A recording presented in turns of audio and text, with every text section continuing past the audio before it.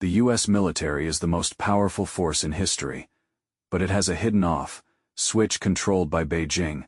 Without 15 specific rocks, the entire American war machine grinds to a halt. In April 2025, China banned exports of 7 rare earth elements critical to U.S. defense systems. The Pentagon made no public statement, no emergency Senate hearing. Markets barely moved. Yet that same week, defense contractors began emergency stockpiling. So ask yourself, why does the most powerful government on earth go quiet when China touches a list of minerals most people can't pronounce? The off switch nobody sees. Let's talk about what just changed, and why it changes everything. China didn't announce a war. It didn't test a nuclear weapon.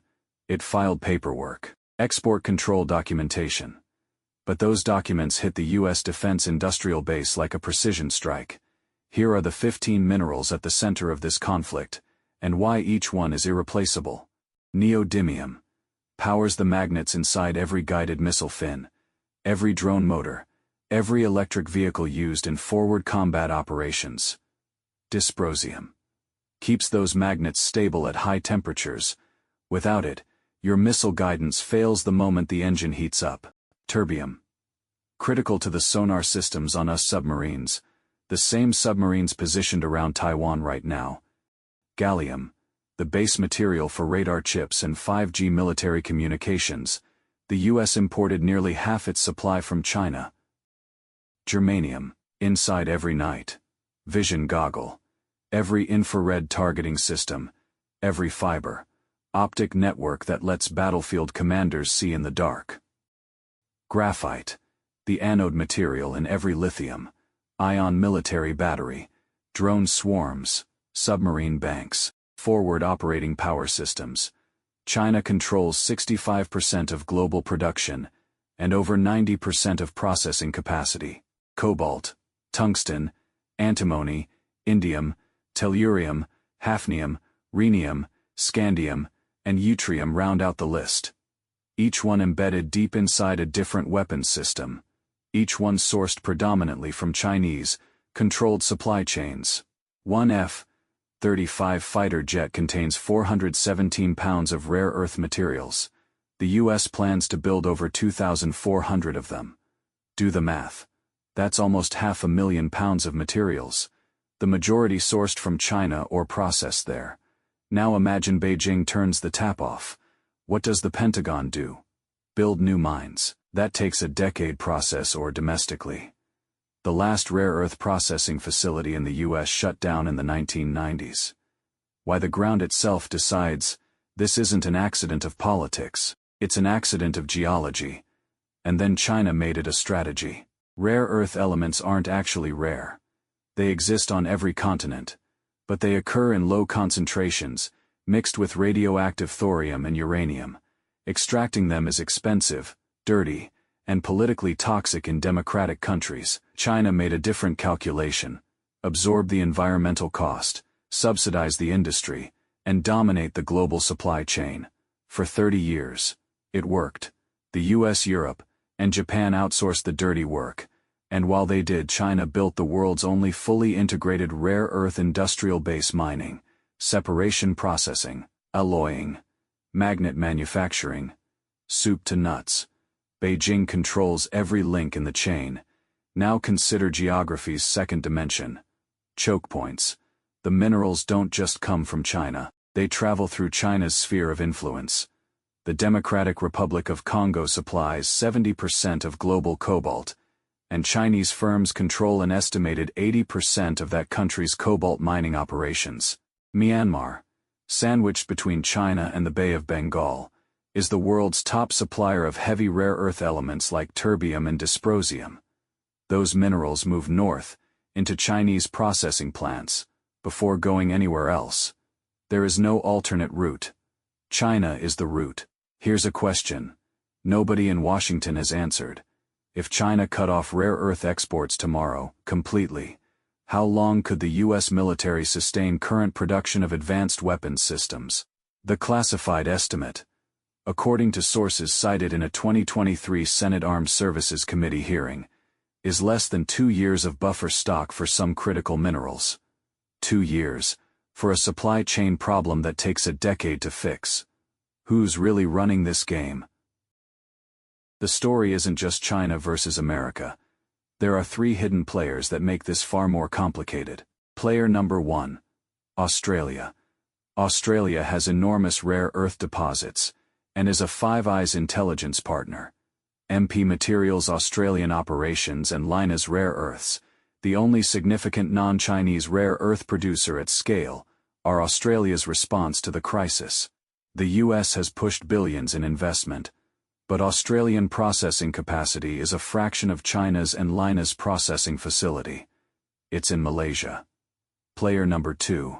Chinese state-owned enterprises. This isn't a free market.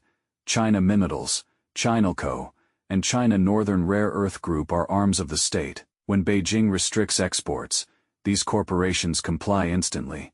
When Beijing wants to flood the market and undercut Western competitors, they do that too. They did it in 2015, crashing rare earth prices and bankrupting Western mining startups that had emerged after the 2010 crisis. Player number 3.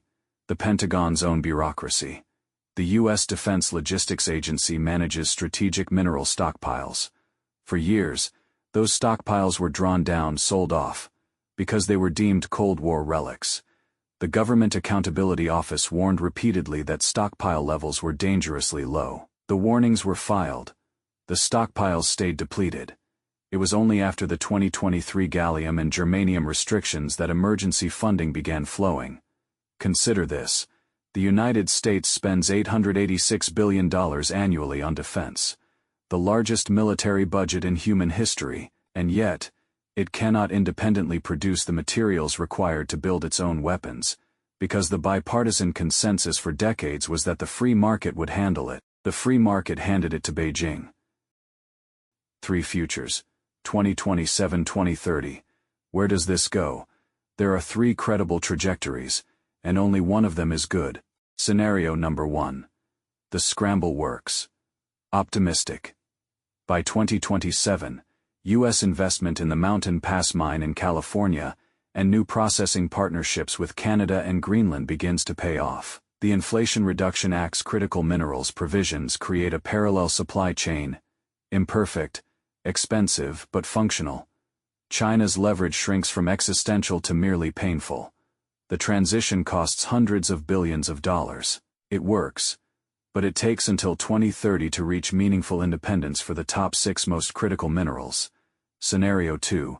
The managed dependency, most likely. The U.S. reduces dependency in neodymium and gallium, the headlines minerals, while remaining deeply exposed on heavy rare earths like terbium and dysprosium, where no viable alternative source has scaled. China uses this partial leverage strategically, not cutting exports completely, which would unify global opposition, but throttling supply just enough to slow us weapons production timelines. Taiwan Strait tensions escalate in 2028. The U.S. finds itself rationing rare earth materials between commercial and military applications. It doesn't lose, but it can't surge production when it needs to most. Scenario number 3. The chokehold tightens. Worst case, China moves to consolidate control over Myanmar's heavy rare earth mines, either through direct political control following regime stabilization, or through corporate acquisition.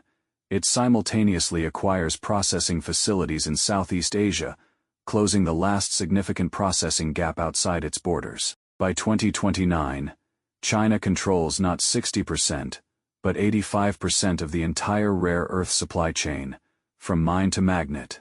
The U.S. faces a structural military capability gap it cannot bridge in time for a potential Taiwan contingency. This is the scenario the classified Pentagon planning documents reportedly describe as the minerals war that never gets declared. The Cold War was fought over ideology. The next conflict will be fought over the periodic table. China understood this before Washington did. It spent 30 years quietly building the infrastructure of dependency, not with weapons, but with subsidies, contracts, and patience. The United States is now in a race it didn't know it had entered, against a competitor who had a 3-decade head start. 15 minerals. That's the number standing between the most powerful military in history and strategic paralysis. The off switch exists. Beijing holds it. The only question is whether they use it, or simply remind you it's there.